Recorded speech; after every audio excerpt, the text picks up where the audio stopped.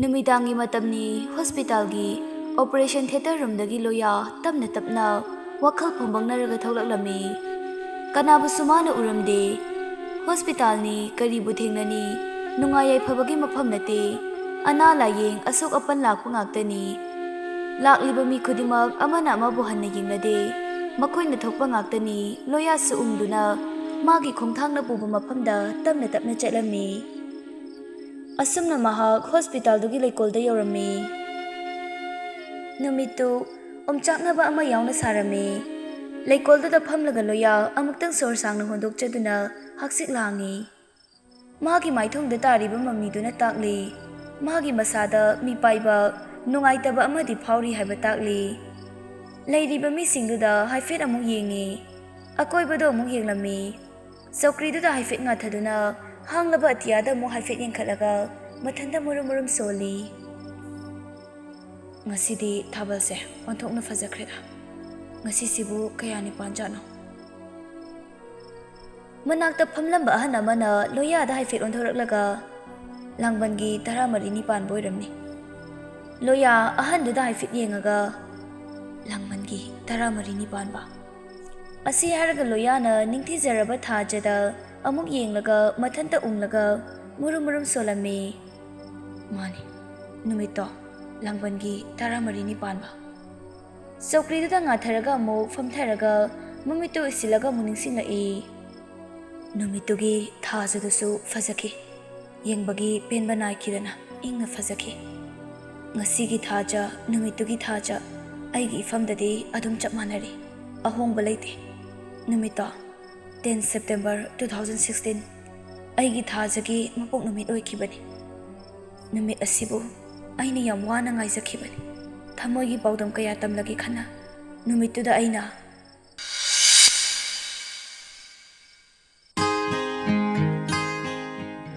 ahingi pung 13 minute 55 taba matamni thaja ECC na tumduna leiringai khangawdana magi phone call ama lakpaduda masu tumna magi phone do maraga yam tanna kanano yengdana paikhalai hello thaja how kanano mina mang nungai khala kansida thokna nungai khidre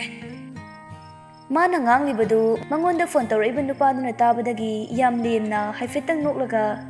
ai kana male hayune ngasise kaino mino thaja kaino calendar yengu kaino kanano hayeng tor ayam tumningeba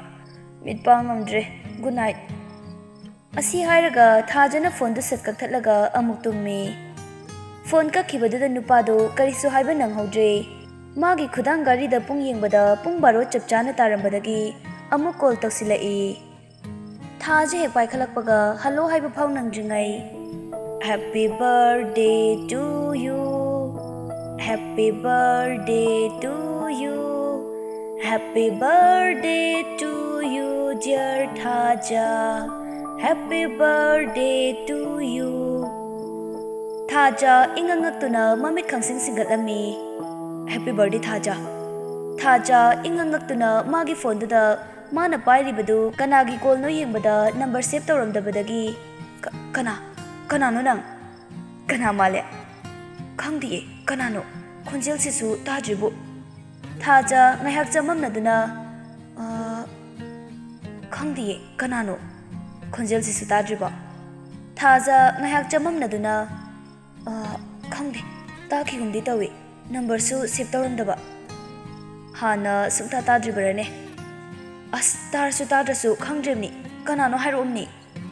ado khonjel khangbidrasu wish pibagi thank you phaude habiudana thank you ado kanano hairaga ai taki gum tawre khonjel se asengba khangningbra yare sum khaile to good night phone kakthakige tawbada nupaduna khangningadi noigi sumangane haji tholo ngasi thabal yam phai yengulaune asi haina hairakpadagi thaja tumba hagolakpasu oibagi ingaw ngawrami hey kanano haibani nangna nungaina tumbada aina hodopibagi saunu ko ngasi nangi birthday numitki thabal se yam phai thabal sina aibusu tumhanjre nangsu tholaga amta yemune kanano haraga thabal da ngaujaba karamba waraki kabino ne ꯑꯍꯤꯡꯁꯤꯗ birthday wish ꯄꯤꯔꯛꯑꯒ ꯆꯣꯏꯔꯣꯜ ꯃꯌꯥꯝ ꯑꯃꯨꯛ ꯂꯣꯜꯂꯛꯏꯁꯤꯕꯣ? ꯑꯩ ꯀꯅꯥꯅꯣ ꯍꯥꯏꯕꯗꯣ ꯈꯪꯅꯤꯡꯉꯗꯤꯅꯦ ꯍꯧꯖꯤꯛ ꯉꯥꯛꯇꯪ ꯃꯄꯥꯟꯗ ꯊꯣꯛꯂꯛꯑꯣ ꯑꯗꯨꯒ ꯈꯪꯉꯅꯤ ꯍꯤꯟꯁ ꯃꯆꯥ ꯑꯃꯇꯪ ꯄꯤꯒꯦꯁꯦ ꯅꯪꯅꯁꯨ ꯈꯪꯕ ꯑꯩꯅꯁꯨ ꯅꯪ ꯈꯪꯕ ꯅꯪꯅ ꯎꯔꯒꯗꯤ ꯄꯨꯡꯉꯛ ꯉꯛꯀꯗꯧꯕ ꯅꯪꯅꯁꯨ ꯁꯨꯡꯊꯥ ꯊꯥꯖꯔꯣꯏꯗꯕ ꯌꯥꯔꯦ ꯑꯩ ꯊꯣꯛꯂꯛꯑꯒꯦ ꯀꯔꯤꯒꯨꯝꯕ ꯋꯥꯊꯤ ꯑꯣꯏꯔꯝꯃꯕ ꯌꯦꯡꯉꯣ ꯑꯩꯅ ꯍꯥꯏꯁꯤꯅꯤ ꯊꯥꯖ ꯐꯃꯨꯡꯗꯒꯤ ꯐꯨꯛ ꯍꯧꯒꯠꯇꯨꯅ ꯃꯁꯝꯗꯣ ꯍꯥꯏꯐꯦꯠ ꯄꯨꯟꯁꯤꯜꯂꯝꯃꯤ ꯇꯞꯅ ꯀꯥꯗꯨꯗꯒꯤ ꯊꯣꯛꯂꯛꯂꯝꯃꯤ ꯃꯈꯣꯟ ꯇꯥꯈꯤꯅꯤ ꯈꯟꯅ ꯄꯥꯈꯠꯅ ꯊꯣꯡꯖꯥꯎꯗꯨ ꯇꯞꯅ ꯍꯥꯡꯗꯨꯅ ꯁꯨꯃꯥꯡꯂꯣꯝꯗ ꯌꯦꯡꯂꯝꯃꯤ ꯅꯨꯄꯥ ꯑꯃ ꯇꯨꯡ ꯑꯣꯟꯁꯤꯟꯗꯨꯅ ꯂꯦꯞꯇꯨꯅ ꯌꯦꯡꯂꯝꯃꯤ ꯊꯥꯖ ꯀꯅꯥ ꯑꯣꯏꯔꯖꯥꯠꯅꯣ ꯈꯟꯅ ꯃꯨꯟꯅ ꯌꯦꯡꯗꯨꯅ ꯂꯩꯔꯝꯃꯤ ꯅꯨꯄꯥꯗꯨꯁꯨ ꯑꯣꯟꯊꯣꯔꯛꯄꯗ ꯊꯥꯖꯅ ꯍꯥꯟꯅꯗꯒꯤ ꯈꯪꯕ ꯂꯣꯌꯥ ꯑꯣꯏꯗꯨꯅ ꯂꯩꯔꯝꯕꯗꯨꯗ ꯌꯥꯝ ꯉꯛꯅ ꯃꯆꯤꯟꯗ ꯗꯥꯂꯣꯌꯥ ꯑꯁꯤ ꯍꯥꯏꯅ ꯀꯧꯊꯣꯛꯈꯤ ꯄ꯭ꯔꯞ ꯄ꯭ꯔꯞ ꯂꯣꯌꯥꯒꯤ ꯃꯅꯥꯛꯇ ꯆꯪꯁꯤꯜꯂꯒ ꯗꯥꯂꯣꯌꯥꯗꯤ ꯁꯤꯗ ꯀꯃꯥꯏꯅ ꯂꯣꯌꯥ ꯅꯣꯐꯦꯠ ꯇꯧꯅ ꯂꯥꯛꯏꯅꯤ ꯀꯩꯅꯣ ꯌꯥꯗ꯭ꯔꯣ ꯑꯗꯨꯏ ꯅꯠꯇꯦ ꯍꯥꯏꯕ ꯗꯥꯂꯣꯌꯥ ꯑꯣꯏꯔꯝꯒꯅꯤ ꯍꯥꯏꯕꯁꯦ ꯑꯩ ꯁꯨꯡꯊꯥ ꯊꯥꯖꯔꯨꯗꯤꯌꯦ ꯄꯨꯟꯁꯤꯗꯅꯦ ꯊꯥꯖꯗꯕ ꯈꯔꯁꯨ ꯑꯗꯨꯝ ꯊꯦꯡꯅꯕꯅꯤ ꯑꯦꯅꯤꯋꯦ ꯑꯩꯗꯤ ꯊꯣꯛꯄꯤꯔꯛꯇ꯭ꯔꯗꯤꯅꯊꯋꯥꯏ ꯋꯥꯔꯨꯔꯕꯅꯦ ꯑꯗꯣ ꯊꯣꯛꯄꯤꯔꯛꯄꯒꯤꯁꯨ ꯊꯥꯒꯠꯆꯔꯤ ꯍꯦꯄꯤ ꯕꯔꯊꯗꯦ ꯊꯥꯖ ꯑꯁꯤ ꯍꯥꯏꯔꯒ ꯈꯨꯗꯣꯜ ꯄꯣꯠ ꯑꯃ ꯄꯤꯁꯤꯜꯂꯝꯃꯤ ꯊꯥꯖ ꯏꯉꯛ ꯉꯛꯇꯨꯅ ꯀꯩꯅꯣ ꯗꯥꯂꯣꯌꯥ ꯅꯪꯒꯤ ꯕꯔꯊꯗꯦꯒꯤꯅꯤ ꯃꯈꯣꯏ ꯑꯅꯤꯅ ꯑꯗꯨꯝꯅ ꯋꯥꯔꯤ ꯁꯥꯟꯅꯗꯨꯅ ꯂꯩꯔꯤꯉꯩ ꯊꯥꯖ ꯍꯣꯏꯒꯤ ꯏꯃꯨꯡꯂꯣꯝꯗꯒꯤ ꯂꯣꯛ ꯈꯨꯕ ꯃꯈꯣꯜ ꯑꯃ ꯇꯥꯕꯗ ꯈꯪꯗꯨꯅ ꯊꯥꯖꯅ ꯂꯣꯌꯥꯕꯨ ꯍꯥꯏꯐꯦꯠ ꯆꯤꯡꯊꯣꯔꯛꯑꯒ ꯑꯗꯣ ꯗꯥꯂꯣꯌꯥ ꯆꯠꯂꯣ ꯀꯣꯟꯅ ꯑꯃꯨꯛ ꯊꯦꯡꯅꯔꯁꯦꯕ ꯂꯣꯌꯥꯗꯤ ꯃꯥꯅ ꯍꯥꯏꯔꯤꯕꯗꯨꯗ ꯀꯌꯥ ꯊꯣꯏꯅ ꯇꯥꯁꯤꯜꯂꯨꯗꯦ ꯑꯗꯨꯒꯤ ꯃꯍꯨꯠ ꯊꯥꯖꯅ ꯃꯥꯕꯨ ꯆꯤꯡꯊꯣꯔꯛꯄꯒꯤ ꯃꯈꯨꯠ पायदुना लेबदुदा येंगदुना लेरम्मी थाजसु वाखल लापदा खंगलक्तुना सॉरी असे हारगा इकाइना मखुत्तु लौथोक्लम्मी अदुगा ममाइदो हाइगतुना लोयादा येंगबा ngamjadre लोयाना नुसिना आइसु चटलगे बर्थडे गर्ल नोय गेता जोंसिलकपदने खोंगा लोइना लैथेख्रे नारे याम अस अदो कइगिनोबा दालोयाना सुमाइ तौरिसे नोंग फादोकसु नुपा मचागी थौना उथोकबु केम खनबिदे अदो नोयगी कोंथोंसिदि खरा वांगमले हायु हे नोय बाबादा कायदे सिदि मी लोइसिनरनी ए होय होय हाइगे हाइगे बाबादा नुंगदांगदने खोंग लैथेकपा यावख्रेना हाइगे हायो अदो हेक चंगबगा आइगी खुदोल पोतो हांगागा आइंगोंदा कॉल तौरो आइ चलगे को से हंदक्तिने गेट हांगबिरगे अमुक चोंथोख्रन असी हायरगा थाजो मोमो नोक्लम्मी लोयासु मोमो नोई लोया गेट तो हांगागा चटखिरम्मी थाजसु सोर चनिंग ताना होलगा कोंथोंदु लोनसिलमलगा मागी कादा तमना अमुक चंगलक्लम्मी मागी फमुंगदा फमदुना लोयाना पिरांबा खुदोल पोतु पाइदुना लेरम्मी अमुक निसिंगलई लोयाना हाइकिबा अदो हेक चंगबगा आइगी खुदोल पोतो हांगागा आइंगोंदा कॉल तौरोको थाजा मथंता खंजरम्मी आइबा हौजिक येंगसिरने करिगिनो मसी दालोयागी मतौसिबो आइबु लाइना कौथोकपा काइदो ओइजालने अमुकसु लोयादा माना मखुत पाइसिलुबा अदुगा लोयाना माबु येंगदुना लेरम्बदु निसिंगली मंगदि नते ताइबंगनिने असे हारगा ngaiak mangduna leiringai लोयागी को लाई थाजा खंप्रे खंगना फोन दु पाइखतली हेलो हेलो थाजा कइदौरगे फोन तौरक्तरदे आइगी गिफ्ट हांगद्रिबो हांगे दालोया युम यौरब्रा असे हारगा थाजा पैकिंग दु प्रब्रब हांगलम्मी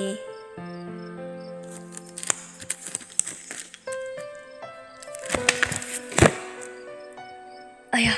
याम फजैये दालोया सिदी असे हारगा मसादो मथुम मरांग हौरम्मी थैंक यू दालोया आई याम पामे दालोया से नुपीगी फिरोल खनबगा याम हाइको आइना पामा मचुगा याम खंगे हाइबा अदो दालोया युम यौरबो यौरे मसीसे दालोयाना आइगी तौबिरिसे आई याम थाजदिये मंगा चपमानरी हाइबा कइगिनो सुमाइना याम स्पेशल ओइना तौबिरिसे असेंबा आई याम nga'e angakpa ngaktane punsidi खल्लुदबा निंगुदबा ngaktane थेंनरक्तुइसे निंगुदबा खल्लुदबा सिदने आइना हेना ngakलिबसे नंगना आइगी खोनफाव खंगमदेबा आइगी नंबर फाव सेव तौबिरमदेबा दालोया अदुगिदि तसेंगा सॉरी हाइजगे आई दालोयागी नंबर से सेव तौरमे अदो आइगी फोन सिनबदा नंबर मयाम मांगबदा यावखिबनेबा अदुगी नचनबो अमुक्ता ngakपियोबा आई याम लालेबा ꯏꯆꯟꯕꯨ ꯉꯥꯛꯄꯤꯔꯣ ꯀꯥꯏꯅ ꯀꯅꯥꯒꯤ ꯏꯆꯟ ꯑꯩ ꯈꯪꯗꯦꯀꯣ ꯐꯔꯦꯅꯦ ꯅꯝꯕꯔꯗꯨꯗꯤ ꯁꯦꯞ ꯇꯧꯕꯤꯗ꯭ꯔꯦꯅꯦ ꯑꯗꯨꯒꯤ ꯃꯊꯛꯇ ꯑꯩꯒꯤ ꯈꯣꯟꯖꯦꯜꯁꯨ ꯈꯪꯕꯤꯗ꯭ꯔꯤꯕꯅꯦꯕꯀꯣ ꯑꯗꯨꯗꯤ ꯇꯨꯝꯕꯒꯤ ꯚꯥꯞ ꯑꯣꯏꯔꯨꯗꯕꯅꯦꯕ ꯍꯧꯖꯤꯛ ꯃꯤꯠ ꯁꯤꯡꯉꯛꯑꯀꯥꯟꯗ ꯇꯧꯔꯛꯄꯗꯗꯤ ꯑꯗꯨꯝ ꯈꯪꯉꯤꯁꯤꯗꯤ ꯍꯧꯖꯤꯛꯇꯤ ꯈꯪꯉꯤꯁꯤꯗꯤ ꯀꯥꯏꯅ ꯅꯪꯅ ꯉꯝꯅꯕ ꯑꯗꯨꯝ ꯉꯥꯡꯉꯤꯅꯤꯀꯣ ꯅ ꯑꯗꯣ ꯅꯪ ꯑꯩꯒꯤ ꯒꯤꯐꯇꯣ ꯍꯥꯡꯕ ꯂꯣꯏꯔꯕꯣ ꯂꯣꯏꯔꯦ ꯀꯩꯅꯣ ꯃꯤꯅ ꯌꯥꯝ ꯐꯖꯩ ꯍꯥꯏꯔꯛꯏꯗꯨꯕꯨ ꯀꯩꯅꯣ ꯅꯪꯅ ꯐꯖꯩꯁꯦ ꯑꯇꯩ ꯀꯩ ꯌꯥꯎꯒꯦ ꯂꯣꯏꯅ ꯌꯦꯡꯉꯕ꯭ꯔꯣ ꯅ ꯀꯩꯅꯣ ꯀꯩꯝ ꯌꯥꯎꯔꯛꯇꯦ ꯀꯩꯅꯣ ꯗ꯭ꯔꯦꯁꯁꯤ ꯅꯪꯅꯤ ꯀꯩꯅꯣ ꯑꯁꯤ ꯍꯥꯏꯔꯒ ꯀꯩꯀꯩ ꯆꯤꯊꯒꯦ ꯍꯥꯏꯗꯨꯅ ꯀꯣꯏꯌꯦꯡ ꯌꯦꯡꯉꯤ ꯀꯩꯅꯣ ꯑꯁꯦꯡꯕ ꯌꯥꯎꯔꯛꯇ꯭ꯔꯣ ꯑꯁꯤ ꯍꯥꯏꯔꯒ ꯃꯥꯁꯨ ꯀꯩꯅꯣꯝꯃ ꯆꯤꯊꯍꯧꯕ꯭ꯔꯥ ꯈꯟꯕꯒꯤ ꯀꯣꯏꯌꯦꯡ ꯌꯦꯡꯂꯝꯃꯤ ꯊꯥꯖꯅ ꯐꯨꯔꯤꯠ ꯀꯟꯊꯕꯗ ꯀꯥꯔꯠ ꯑꯃ ꯃꯔꯛꯇꯒꯤ ꯇꯥꯔꯛꯂꯝꯃꯤ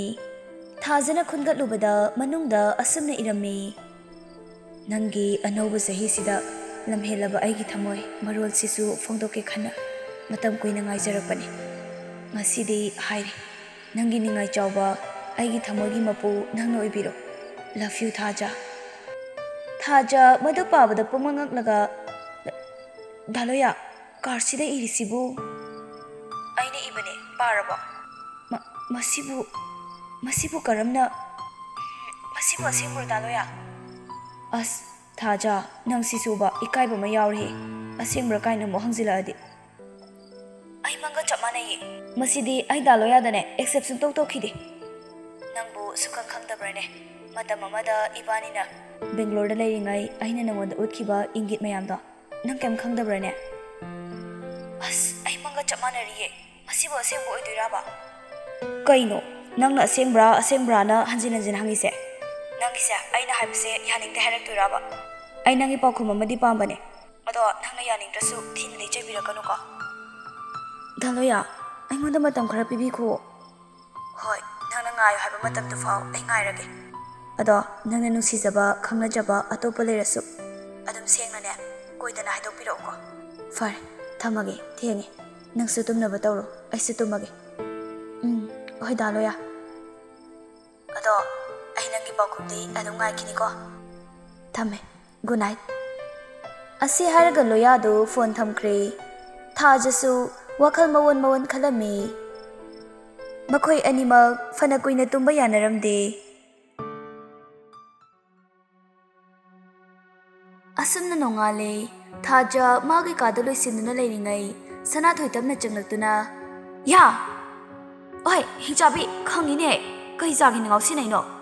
ꯏꯁ ꯑꯣ ꯅꯪ ꯆꯥꯒꯦꯅ ꯉꯥꯎꯁꯤꯟꯅꯔꯤꯕ ꯈꯪꯗꯅꯒꯁꯨ ꯇꯧꯔꯤꯌꯦ ꯈꯪꯗ꯭ꯔꯗꯤ ꯀꯩꯅꯣ ꯃꯁꯛꯁꯤꯒ ꯑꯩꯅ ꯁꯣꯝꯗ ꯊꯦꯡꯉꯦꯅ ꯍꯥꯊꯨꯒ ꯇꯧꯔꯒ ꯂꯥꯛꯏꯅꯦꯕ ꯑꯗꯨꯒ ꯃꯥꯅ ꯂꯣꯏꯁꯤꯟꯕ ꯍꯧꯕꯗ ꯉꯥꯏꯔꯝꯃꯤꯕ ꯐꯣꯟꯗ ꯀꯥꯇꯤ ꯂꯣꯏꯔꯦ ꯗꯞꯇꯤ ꯀꯦꯛ ꯀꯛꯑꯝꯃꯣꯔꯥ ꯕꯥꯔꯗꯦ ꯂꯣꯏꯔꯒ ꯂꯥꯛꯑꯒꯦꯔꯥ ꯀꯥꯏꯅ ꯑꯗꯨꯒ ꯃꯥꯅ ꯃꯆꯤ ꯐꯥꯎ ꯂꯦꯡꯉꯝꯗ꯭ꯔꯦ ꯏꯁ ꯑꯩꯗꯤ ꯌꯥꯝ ꯀꯦꯔꯣꯏꯌꯦ ꯏꯕꯦꯝꯃ ꯑꯔꯥꯛꯄ ꯅꯣꯏꯗꯨꯝꯅꯦ ꯃꯆꯨꯝ ꯇꯥꯅ ꯀꯦꯔꯒ ꯂꯥꯛꯅꯤ ꯈꯪꯕꯒꯤꯅꯦ ꯍꯥꯏꯕꯤꯕꯩ ꯋꯥꯅꯤ ꯑꯇꯩ ꯂꯥꯏꯔꯤ ꯑꯩꯒꯤ ꯀꯩ ꯂꯩꯔꯛꯀꯦꯅ ꯑꯩꯅ ꯑꯋꯨꯟꯄꯣꯠ ꯂꯥꯡꯁꯤꯟꯕꯒꯤ ꯐ꯭ꯔꯤꯖ ꯑꯃꯅꯦ ꯇꯤꯚꯤ ꯑꯃꯅꯦ ꯋꯥꯁꯤꯡ ꯃꯦꯆꯤꯟ ꯑꯃꯒ ꯍꯥꯏꯕꯗꯣ ꯄꯤꯗꯣꯏ ꯅꯠꯇ꯭ꯔꯣ ꯁꯅꯥꯊꯣꯏꯁꯨ ꯑꯗꯨꯝ ꯐꯥꯒꯤ ꯇꯥꯊꯣꯛꯅ ꯈꯨꯝꯂꯛꯏ ꯑꯣ ꯗꯨꯀꯥꯟꯗ ꯂꯣꯏꯅ ꯊꯝꯃꯝꯃꯕꯅꯦ ꯃꯆꯥ ꯏꯕꯦꯝꯃꯅ ꯑꯄꯥꯝꯕꯇ ꯈꯟꯕꯤꯔꯣ ꯅꯅꯥꯏꯅ ꯂꯣꯏꯅ ꯁꯤꯟꯖꯔꯝꯃꯕꯅꯦ ꯃꯆꯥ ꯏꯕꯦꯝꯃꯒꯤ ꯍꯥꯏꯕꯕꯨꯅꯦ ꯄꯦꯃꯦꯟꯗꯨ ꯈꯛꯇꯅꯤ ꯀꯛꯆꯒꯗꯧꯔꯤꯕꯁꯦ ꯏꯁ ꯃꯁꯛꯁꯤꯒ ꯑꯩꯗꯤ ꯀꯩꯝ ꯂꯩꯔꯛꯇꯦꯀꯣ ꯑꯩꯗꯤ ꯆꯥꯕ ꯂꯥꯛꯄꯅꯤꯀꯣ ꯍꯩꯃꯥ ꯀꯃꯥꯏꯅ ꯇꯧꯅꯤ ꯑꯩꯗꯤ ꯀꯩꯝꯇꯁꯨ ꯁꯤꯜꯍꯧꯗ꯭ꯔꯦ ꯅꯌꯨꯝꯗ ꯆꯥꯛ ꯑꯝꯇ ꯆꯥꯔꯛꯇ꯭ꯔꯕꯣ ꯅꯪꯕꯣ ꯅꯨꯡꯉꯥꯏꯇꯦꯗ ꯍꯣꯔꯦꯟꯅꯦ ꯑꯩꯒ ꯀꯥꯡꯁꯣꯏ ꯊꯣꯡꯕ ꯈꯔ ꯂꯩꯔꯤꯁꯤꯒ ꯆꯔꯥ ꯋꯥꯟꯃꯤꯟꯅꯕ ꯍꯥꯏꯗꯨꯅꯤ ꯍꯣꯏꯗ ꯀꯩꯁꯨ ꯀꯥꯏꯗꯦ ꯑꯩꯁꯨ ꯅꯣꯡꯃꯒꯤ ꯏꯔꯥꯏꯕꯛꯅꯤ ꯈꯜꯂꯒꯦ ꯁꯦ ꯂꯧꯖꯔꯣꯁꯦ ꯅꯪꯒꯤ ꯒꯤꯐꯀꯥꯁꯦ ꯑꯁꯤ ꯍꯥꯏꯗꯨꯅ ꯑꯣꯏꯅꯗꯨꯅ ꯁꯥꯎꯁꯤꯟꯅꯔꯒ ꯑꯃꯨꯛ ꯁꯅꯥꯊꯣꯏꯅ ꯊꯥꯖꯗ ꯒꯤꯐ ꯄꯤꯔꯒ ꯐꯥꯒꯤ ꯇꯧꯕꯅꯤ ꯏꯕꯦꯝꯃ ꯁꯦ ꯍꯦꯞꯄꯤ ꯕꯥꯔꯗꯦ ꯊꯥꯖ ꯅꯣꯛꯐꯦꯠ ꯇꯧꯗꯨꯅ ꯊꯦꯡꯛꯌꯨ ꯑꯁꯤ ꯍꯥꯏꯗꯨꯅ ꯂꯧꯁꯤꯜꯂꯤ ꯁꯅꯥꯊꯣꯏꯒꯤ ꯒꯤꯐꯇꯨ ꯃꯥꯒꯤ ꯐꯃꯨꯡꯗ ꯊꯝꯃꯒ ꯊꯥꯖꯁꯨ ꯑꯃꯨꯛ ꯃꯃꯥꯏ ꯃꯃꯤꯠ ꯀꯦꯅ ꯁꯅꯥ ꯅꯪ ꯀꯩꯅꯣꯝ ꯇꯥꯔꯕ꯭ꯔꯥ ꯀꯩꯅꯣꯝ ꯇꯝꯕꯤꯌꯨꯔꯥ ꯀꯩ ꯋꯥꯅꯣ ꯍꯥꯏꯁꯨ ꯍꯥꯏꯗꯅ ꯀꯃꯥꯏꯅ ꯇꯥꯗꯣꯏꯅꯣ ꯉꯔꯥꯡꯅꯦ ꯌꯥꯝ ꯉꯛꯄ ꯑꯃ ꯇꯧꯋꯦꯕ ꯀꯩꯗꯧꯔꯤꯅꯣ ꯍꯥꯏꯁꯦ ꯗꯥꯂꯣꯌꯥ ꯀꯩꯗꯧꯔꯒꯦ ꯍꯩꯁ ꯀꯩꯅꯣꯝ ꯂꯩꯕ ꯃꯥꯜꯂꯤꯗ ꯑꯩꯅ ꯄꯨꯔꯛꯏꯕ ꯄꯥꯎꯁꯤꯒ ꯍꯥꯏꯐꯦꯠ ꯆꯥꯟꯅꯔꯝꯗꯧ ꯃꯥꯜꯂꯤꯗ ꯈꯪꯍꯧꯗꯅ ꯊꯥꯖꯒꯤ ꯃꯃꯥꯁꯨ ꯀꯥꯗꯨꯗ ꯆꯪꯂꯛꯏ ꯑꯦ ꯅꯪꯗꯤ ꯍꯧꯖꯤꯛꯐꯥꯎ ꯂꯣꯏꯗ꯭ꯔꯤꯗꯅ ꯊꯦꯡꯈ꯭ꯔꯅꯤꯅꯦꯍꯦ ꯁꯅꯥ ꯏꯆꯥꯗꯤ ꯀꯌꯥꯝ ꯀꯨꯏꯔꯦ ꯌꯧꯔꯛꯄ ꯌꯧꯔꯛꯇ ꯉꯥꯏꯔꯤꯌꯦ ꯃꯃꯥ ꯍꯣꯏꯅꯦ ꯏꯆꯥ ꯁꯅꯥꯊꯣꯏ ꯂꯥꯛꯑꯗꯤ ꯈꯔ ꯅꯨꯡꯉꯥꯏꯗꯅꯁꯦ Nangi natasidine lusinba yam tapani. Nang su khara yausinbiramuko. Hoi ma.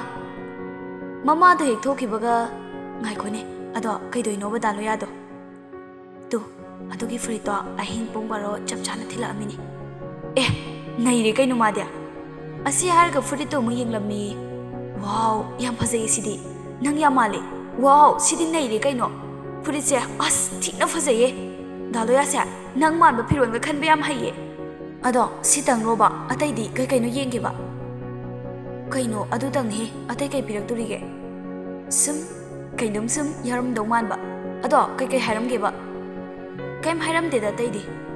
Is yare ko kainum de hairam ni da. Ahing da hero saraga la ise. Tayang furit sikak pi bagi di mande. Uhalot kanu ko nupia. Kaim hairak tim ne. Happy birthday haire. Atai kaim hairak de. Ado nang na hazita pau pure ena haikibado kai paunu se hairo oba. Nangi pauni. Daloya na ne nang se haibiyo na damangal na ne aingonda loire takpada. Aina haibudi haige ado noi masil hana haina kona haibane ba. Nangonda sa hairak poire. Nang khangabo kanan hairam ge ba. Daloya na ne machina phongna ngarang hairame. Wow, naijriba ado nang kai haikrage ba. Daloya da kai haikrage ba. Kai khungrage ba. Ya khrabose amta hairo amni. Amta khatkinu da. Khatpai wana ti bebe ma asengbani nangdi khangamoi ne Daloya na nangbu khat yam khajabani. Asengbani nangdi khangamoi Daloya na ne nangbu khat yam khanjabani ko. Nang mangonda yagisu ya thokro kaino. Nangbudi thamoi sengna nungsibadi malehe. Yar he nangsu taningdre. Magi pakoloi oirine magi michang changa kanu ko. Misang sangbai wana ti be ma asengbagi haibibai wani kaino. Nang na haiba ngamdragana aino ina yare haibikhrora. As amta khatkinumni sana nangbo. Ado oiragana aino ina ne laibak yengasira khangde. Daloya gumba ama phangbadi aigisu laibak phabani. Asi haiduna sana thoi laknara I thajana yare bema nangidi damanga leridudi amu onsinbirano. Huran ba pharidana se nungdi nungsiribani base aduga yare so hainingdaba nangna yare hairamdai dane nupi ama koiraga leiramni haibibani da yaradi yare na kok haigadaba ha aisu nupi nina aisu loi khangine he nangonda phawrido as khangde si sanatoi Daloya na ne adumna hairakpadagi ai ngarang ahing tumbaga yadebo hoi mana aibu thamoi sengna nungsiramba yai adubu ibani yeksu thoknaye adugi sumathakta aidi Karigumba ma hiding laga panduna laibagum haiba ngamkhidre thaja maithong sumaksinki nang amu kaidoraba kaisunatida kaigumba ibani nungsinare na khalone ahingwai lapthokna bangamdradi kamai tawne kaidobai lapthokna doiba noi ani dia noi ani na bune thamoi sengna da nungsinaraga loire as ye kaye mi ye thokna ba mayam lamnarisidi kam khalone he dugidi ita nungsibi nangnabu thamoi sengna lepadine Daloya su adum lepchani ado ngasigi birthday party se madi invite tawbidro as kamai tawdino ikai jai kaigi ikai riba sumga yaroi hauji phone tawsiluko ado kauradi damangal ga punna kause mama thanda lakpado ikai khini ba haima yam nokninge masinu pise Haujiktei yam kan khalai sidi nungsidaba uningdabaga saraga manungdadi loiramidana sidi cho adogi nateba nangisu unajau haibani kaino hoine marai mapia farise damangalda phone tawraki ko moini la halase thajasu momo nokcherami sanatoi phone metli hello damangal haujikai da lege ai loya hoida leye adudi thaja hoida ngai haklak pigira magi birthday party yauba masana bu invite tawbirakte da o masana tawbiyo na haire ni lakta yaroi ko thaja jaga thaja pai halakise thaja se payo se as talleba nanga dum payo yadro asi haraga phone du pairami damangal di phone do loud speaker tharami thajana damangal ko batabada loya fuk hogolai happy birthday Thaja. Thank you Damangal. I koi da ji Daloya ga lakpiyo. ꯀꯩꯀꯩꯅꯣ ꯈꯔ ꯆꯥꯃꯤꯟꯅꯁꯦꯕ ꯑꯗꯨꯝ ꯑꯩꯅ ꯉꯁꯥꯏꯅ ꯍꯥꯏꯌꯨ ꯌꯥꯗ꯭ꯔꯥꯕ ꯂꯥꯛꯀꯦ ꯑꯗꯨꯗꯤ ꯊꯝꯃꯒꯦꯀꯣ ꯍꯣꯏ ꯍꯣꯏ ꯃꯉꯥꯜ ꯐꯣꯟ ꯍꯦꯛ ꯊꯝꯈꯤꯕꯒ ꯂꯣꯌꯥꯗ ꯑꯣꯟꯁꯤꯜꯂꯒ ꯍꯣꯏ ꯍꯧꯖꯤꯛ ꯀꯩ ꯈꯜꯂꯤꯒꯦ ꯂꯣꯏꯁꯤꯜꯂꯣ ꯆꯠꯂꯁꯤ ꯂꯥꯛꯑꯣ ꯑꯁ ꯇꯜꯂꯦ ꯏꯀꯥꯏꯔꯦꯗ ꯑꯩ ꯉꯔꯥꯡ ꯅꯊꯟꯗ ꯄꯨꯡ 12ꯗ ꯃꯤꯒꯤ ꯒꯦꯠꯇ ꯆꯣꯡꯁꯤꯜꯂꯒ ꯆꯪꯕꯗꯨꯗꯤ ꯏꯀꯥꯏꯗꯕ ꯌꯥꯏꯍꯦ ꯅꯪꯁꯨ ꯆꯠꯂꯣ ꯌꯥꯝ ꯏꯀꯥꯏꯁꯟꯅꯔꯅꯨꯀꯣ ꯂꯣꯏꯁꯤꯜꯂꯁꯨ ꯆꯠꯂꯣ ꯁꯣꯝꯗ ꯁꯅꯥꯊꯣꯏꯒ ꯊꯥꯖꯒ ꯑꯁ ꯑꯩꯗꯤ ꯌꯥꯝ ꯏꯀꯥꯏꯀꯣ ꯁꯅꯥ ꯑꯗꯨꯒꯤꯕꯨ ꯅꯪꯅ ꯌꯥꯔꯦꯗꯣ ꯍꯥꯏ ꯉꯝꯗ꯭ꯔꯒꯅ ꯑꯩ ꯍꯥꯏꯕꯤꯒꯦ ꯁꯅꯥ ꯈꯔ ꯂꯩꯔꯒ ꯌꯥꯕꯅ ꯐꯠꯇ꯭ꯔꯣ ꯁꯤꯗ ꯀꯔꯤ ꯊꯦꯡꯅꯅꯤꯡꯉꯥꯏ ꯂꯩꯔꯤꯒꯦꯕ ꯗꯥꯂꯣꯌꯥꯗꯩ ꯍꯦꯟꯅ ꯐꯕ ꯅꯨꯄꯥꯁꯤꯕꯨ ꯀꯌꯥꯃꯨꯛ ꯊꯤꯈꯤꯒꯦ ꯍꯥꯏꯔꯤꯅꯣ ꯃꯁꯛ ꯍꯥꯏꯔ ꯐꯖꯩ ꯃꯍꯩ ꯍꯥꯏꯔ ꯍꯩ ꯃꯔꯜꯁꯨ ꯂꯩ ꯅꯨꯄꯥꯁꯨ ꯊꯣꯛꯏ ꯑꯆꯧꯕ ꯕꯤꯖꯤꯅꯦꯁꯃꯦꯟꯁꯨ ꯑꯣꯏ ꯅꯪ ꯁꯤꯗꯤ ꯄꯪꯈ꯭ꯔꯦ ꯅꯪꯅ ꯌꯥꯒꯦꯅ ꯂꯥꯛꯄꯗꯅꯦ ꯗꯥꯂꯣꯌꯥꯗꯣ ꯅꯨꯄꯤ ꯑꯃ ꯀꯣꯏꯔꯝꯗꯅ ꯑꯗꯨꯒ ꯅꯪꯅ ꯗꯥꯂꯣꯌꯥ ꯑꯩ ꯅꯪꯅ ꯍꯥꯏꯕꯗꯣ ꯌꯥꯔꯒꯦ ꯍꯥꯏꯕꯗꯅꯦ ꯃꯥꯒꯤ ꯂꯨꯍꯣꯡꯕꯒꯤ ꯕꯥꯇꯣꯜ ꯑꯣꯏꯅ ꯁꯠꯄꯤꯁꯤꯜꯂꯛꯑꯗꯤ ꯅꯪ ꯂꯩꯃꯥꯏꯗ ꯂꯣꯡꯅ ꯇꯥꯔꯦ ꯑꯣ ꯊꯥꯖꯒꯤ ꯄꯨꯟꯁꯤꯗꯣ ꯊꯤꯀꯥꯗꯥꯔ ꯄꯛꯇꯕꯗꯨꯗ ꯑꯗꯨꯝ ꯇꯥꯔꯦ ꯑꯁ ꯂꯣꯏꯔꯦ ꯑꯗꯨꯃꯥꯏꯅ ꯍꯥꯏꯕꯤꯔꯛꯀꯅꯨꯀꯣ ꯍꯥꯏꯐꯦꯠꯇꯪ ꯄꯜꯂꯛꯄꯗ ꯑꯁ ꯇꯤꯂꯥꯏꯈꯨꯝꯕꯤꯒ ꯆꯨꯒꯦ ꯇꯧꯋꯦꯕ ꯑꯗꯣ ꯃꯥ ꯂꯥꯛꯇꯤ ꯂꯥꯛꯀꯅꯤꯀꯣ ꯂꯥꯛꯀꯅꯤ ꯀꯩꯗꯧꯔꯒꯦ ꯅꯪꯒ ꯅꯠꯇ꯭ꯔꯣ ꯋꯥꯔꯤ ꯁꯥꯔꯤꯗꯨꯕꯣ ꯏꯁ ꯉꯝꯕꯨ ꯌꯥꯝ ꯉꯝꯃꯤꯅꯦ ꯏꯕꯦꯝꯃꯅ ꯅꯨꯡꯁꯤꯗꯕ ꯁꯥꯔꯒ ꯃꯊꯃꯣꯏ ꯃꯆꯥ ꯑꯃ ꯌꯥꯎꯕꯁꯦ ꯄꯥꯊꯣꯛꯀꯩ ꯅꯨꯡꯁꯤꯔꯝꯃꯤꯁꯤꯗꯤ ꯊꯥꯖꯒ ꯁꯅꯥꯊꯣꯏꯒꯗꯨ ꯄꯨꯟꯅ ꯅꯣꯛꯃꯤꯟꯅꯩ ꯁꯅꯥꯊꯣꯏꯅ ꯁꯦ ꯉꯁꯤꯗꯤꯅꯦ ꯅꯪ ꯃꯥꯅ ꯄꯤꯔꯛꯄꯁꯦ ꯑꯣꯏꯅ ꯂꯤꯠꯂꯣꯕ ꯃꯥꯅꯁꯨ ꯍꯔꯥꯎꯖꯅꯕ ꯁꯦ ꯑꯗꯨ ꯂꯤꯠꯀꯅꯣꯕ ꯉꯁꯤꯗꯤ ꯑꯁ ꯅꯪꯁꯤꯗꯤꯕ ꯑꯁꯤ ꯍꯥꯏꯔꯒ ꯐꯨꯔꯤꯠꯇꯨ ꯆꯦꯟꯖ ꯇꯧꯕ ꯆꯪꯈ꯭ꯔꯦ ꯕꯥꯔꯗꯦ ꯄꯥꯔꯇꯤ ꯍꯧꯕꯒ ꯀꯦꯛ ꯀꯛꯅꯕ ꯂꯥꯡꯅꯔꯤꯉꯩꯗ ꯂꯣꯌꯥꯒ ꯃꯉꯥꯜꯒꯁꯨ ꯂꯥꯛꯂꯝꯃꯤ ꯃꯉꯥꯜꯅ ꯃꯥꯒꯤ ꯒꯤꯐ ꯄꯤꯕ ꯂꯣꯏꯔꯒ ꯂꯣꯌꯥꯁꯨ ꯃꯥꯒꯤ ꯐ꯭ꯂꯥꯋꯔ ꯕꯀꯦꯠꯁ ꯄꯤꯔꯝꯃꯤ ꯂꯣꯌꯥꯅ ꯃꯥꯅ ꯄꯤꯈꯤꯕ ꯐꯨꯔꯤꯠꯇꯨ ꯂꯤꯠꯂꯝꯕꯗꯨꯗ ꯌꯥꯝ ꯍꯔꯥꯎꯖꯩ ꯇꯟꯖꯥ ꯌꯦꯡꯗꯨꯅ ꯊꯥꯖꯗ ꯇꯨꯃꯤꯟꯅ ꯃꯃꯣ ꯅꯣꯛꯇꯨꯅ ꯊꯥꯖ ꯉꯁꯤꯗꯤ ꯌꯥꯝ ꯐꯖꯩ ꯃꯊꯃꯣꯏꯗ ꯍꯥꯏꯖꯕ ꯋꯥꯍꯩꯅꯤ ꯑꯗꯨꯕꯨ ꯊꯥꯖꯅꯗꯤ ꯇꯥꯕꯒꯨꯝ ꯐꯥꯎꯔꯤ ꯊꯥꯖꯁꯨ ꯅꯣꯐꯦꯠ ꯇꯧꯔꯝꯃꯤ ꯀꯦꯛ ꯀꯛꯄ ꯂꯣꯏꯔꯒ ꯁꯅꯥꯊꯣꯏꯅ ꯉꯁꯤꯒꯤ ꯕꯔꯊꯗꯦ ꯑꯁꯤꯗꯅꯦ ꯑꯩꯈꯣꯏꯒꯤ ꯒꯦꯁ ꯑꯣꯏꯕꯤꯔꯤꯕ ꯗꯥꯂꯣꯌꯥꯅ ꯏꯁꯩ ꯑꯃꯇ ꯁꯛꯄꯤꯅꯕ ꯍꯥꯏꯖꯔꯤ ꯂꯣꯌꯥ ꯏꯪꯉ ꯉꯛꯂꯝꯃꯤ ꯂꯣꯌꯥꯅ ꯀꯣꯟꯅ ꯇꯧꯁꯤꯗ ꯌꯥꯔꯣꯏ ꯍꯥꯏꯕ ꯗꯥꯂꯣꯌꯥ ꯂꯣꯌꯥ ꯏꯪꯉ ꯉꯛꯅ ꯌꯦꯡꯂꯝꯃꯤ ꯊꯥꯖꯁꯨ ꯅꯣꯐꯦꯠ ꯇꯧꯗꯨꯅ ꯌꯦꯡꯂꯝꯃꯤ ꯑꯃꯨꯛ ꯃꯤꯆꯥꯟꯅꯕ ꯉꯝꯗꯅ ꯑꯃꯨꯛ ꯂꯨꯞꯊꯔꯝꯃꯤ ꯃꯌꯥꯝꯗ ꯋꯥꯐꯝ ꯑꯝꯇ ꯍꯥꯏꯖꯒꯦ ꯑꯩ ꯏꯁꯩ ꯁꯛꯄꯗꯤ ꯍꯩꯖꯗꯦꯀꯣ ꯑꯗꯣ ꯑꯩꯅ ꯁꯨꯝ ꯄꯥꯝꯖꯅ ꯉꯪꯕ ꯏꯁꯩ ꯃꯇꯦꯛ ꯑꯃꯇꯪ ꯍꯥꯏꯐꯦꯠ ꯁꯛꯆꯔꯛꯀꯦ ꯑꯁꯤ ꯍꯥꯏꯔꯒ ꯃꯥꯁꯨ ꯏꯁꯩ ꯁꯛꯂꯝꯃꯤ ꯃꯥꯅ ꯏꯁꯩ ꯁꯛꯄ ꯂꯣꯏꯔꯒ ꯃꯌꯥꯝꯗꯨ ꯈꯨꯕꯥꯛ ꯈꯨꯅꯔꯝꯃꯤ ꯊꯥꯖꯁꯨ ꯏꯁꯩ ꯁꯛꯂꯝꯃꯤ ꯑꯇꯣꯞꯄꯁꯤꯡꯁꯨ ꯃꯈꯣꯏꯒꯤ ꯍꯩꯖꯕ ꯇꯦꯂꯦꯟ ꯑꯃꯃꯝ ꯎꯠꯂꯝꯃꯤ ꯌꯥꯝ ꯅꯨꯡꯉꯥꯏꯕ ꯕꯔꯊꯗꯦ ꯄꯥꯔꯇꯤꯗꯨ ꯑꯁꯨꯝꯅ ꯂꯣꯏꯁꯤꯟꯅꯔꯛꯏ ꯃꯤ ꯂꯣꯏꯅ ꯍꯟꯅꯈ꯭ꯔꯒ ꯃꯉꯥꯜ ꯂꯣꯌꯥ ꯑꯃꯗꯤ ꯁꯅꯥꯊꯣꯏ ꯈꯛꯇ ꯂꯩꯍꯧꯔꯝꯃꯤ ꯁꯅꯥꯊꯣꯏꯅ ꯗꯥꯂꯣꯌꯥ ꯏꯁꯩ ꯁꯛꯄ ꯌꯥꯝ ꯍꯩꯀꯣ ꯌꯥꯝ ꯐꯖꯈ꯭ꯔꯦ ꯑꯗꯣ ꯀꯅꯥꯗ ꯁꯩꯊꯥꯔꯤꯅꯣ ꯑꯁ ꯏꯃꯥꯏꯄꯦꯝꯃ ꯏꯀꯥꯏꯍꯦ ꯅꯣꯏꯁꯤꯗꯤ ꯁꯩꯇ ꯗꯥꯂꯣꯌꯥ ꯉꯔꯥꯡꯗꯩ ꯍꯦꯔꯣ ꯁꯥꯏꯌꯦꯅ ꯄꯥꯎ ꯑꯃ ꯇꯥꯏꯀꯣ ꯂꯣꯌꯥ ꯍꯥꯏꯐꯦꯠ ꯏꯀꯥꯏꯔꯞ ꯇꯧꯗꯨꯅ ꯂꯨꯛꯊꯈꯤ ꯊꯥꯖꯁꯨ ꯁꯅꯥꯊꯣꯏꯗ ꯇꯨꯃꯤꯟ ꯂꯩꯌꯨ ꯍꯥꯏꯅ ꯍꯥꯏꯐꯦꯠ ꯏꯪꯒꯤꯠ ꯇꯧꯏ ꯃꯉꯥꯜꯅ ꯍꯥꯟꯅꯗꯩ ꯍꯦꯔꯣ ꯑꯣꯏ ꯂꯩꯔꯁꯤꯕꯨ ꯑꯗꯣ ꯍꯦꯔꯣꯏꯟꯅꯕꯨ ꯌꯥꯔꯕꯣ ꯁꯅꯥꯊꯣꯏꯅ ꯌꯥꯕꯨꯗꯤ ꯌꯥꯔꯕꯅꯦ ꯑꯗꯨꯗ ꯁꯨꯝ ꯂꯩꯗꯅ ꯀꯃꯥꯏꯅꯗꯤ ꯁꯠ ꯍꯦꯛꯇ ꯌꯥꯊꯣꯛꯇꯣꯏꯅꯣ ꯑꯁ ꯁꯅꯥꯊꯣꯏ ꯊꯥꯖ ꯁꯅꯥꯊꯣꯏꯗ ꯏꯀꯥꯏꯗꯨꯅ ꯈꯨꯅꯤꯡꯅ ꯍꯥꯏꯐꯦꯠ ꯊꯤꯜꯂꯝꯃꯤ